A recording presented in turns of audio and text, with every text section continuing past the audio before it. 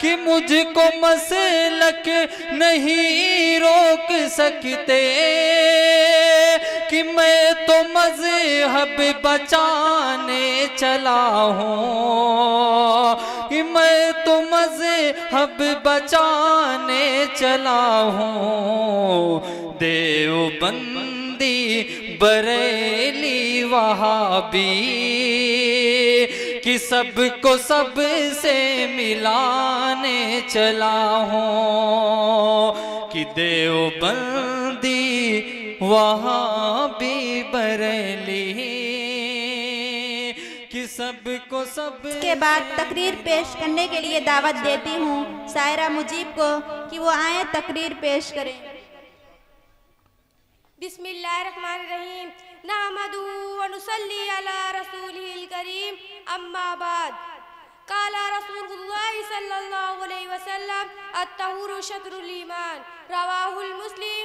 मेरी प्यारी माँ और बहनों, अस्सलामु अलैकुम व रहमतुल्लाहि व बरकातुहू। अभी मैंने आप लोगों के सामने पाकी के सिलसिले में एक हदीस पढ़ी है। अत्तहुरु शत्रुल ईमान, कि पाकी आधा ईमान ही है। नबी अकरम सल्लल्लाहु अलैहि वसल्लम ने पाकी की बड़ी अहमियत बयान फरमाई है, और पाकी की अहमियत क्यों ना हो।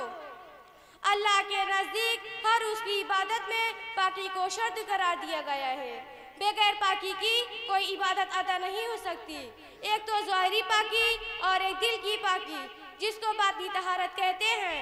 जिस तरह ज़ाहिरी तहारत ज़रूरी है, उसी तरह दिल का हर गंदी चीज़ से, मसलन बुखल से, किना से, हसद से, जलन से और उस तरह तमाम अखलाकी गंदगियों से दिल का पाक होना भी ज़रूरी है। उसके बगैर ईमान मुकम्मल नहीं हो सकती।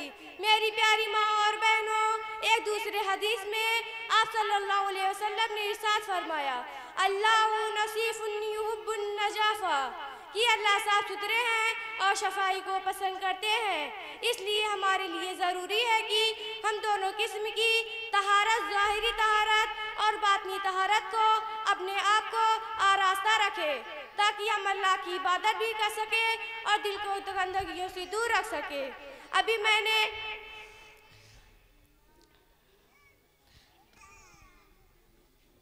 व आखिरु दावाना अनिल हम्दुलिल्लाहि रब्बिल आलमीन। आका मदनी सल्लल्लाहु अलैहि वसल्लम का फरमान है, क़ाल रसूलुल्लाह सल्लल्लाहु अलैहि वसल्लम, इस्तंज़िहु अनिल बौल फ़इन्न आम्मत अज़ाबल क़ब्र।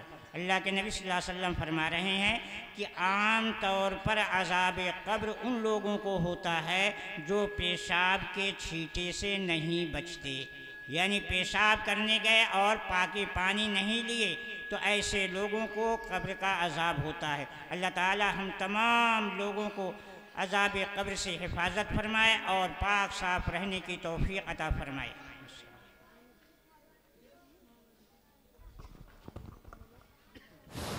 माशाअल्लाह।